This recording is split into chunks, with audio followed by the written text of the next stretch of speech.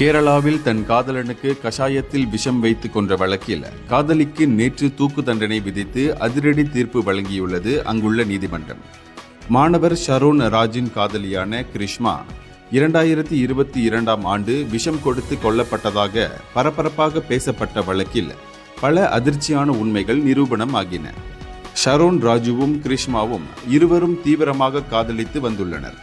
எனினும் ஷரோன் ராஜ் உடனான தொடர்பை கிரிஷ்மா திடீரென துண்டித்ததை தாங்கிக் கொள்ளாத ஷரோன் ராஜ் தொடர்ந்து காதலியின் வீட்டுக்கு சென்றுள்ளார்.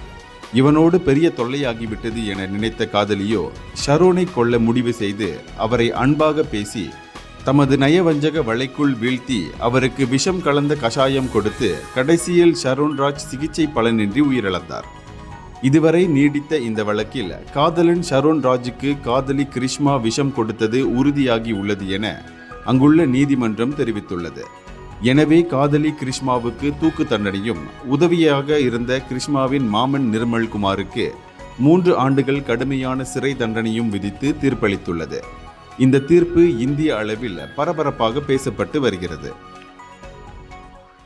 இந்தியர்களின் இதய குரல் மக்களோசை.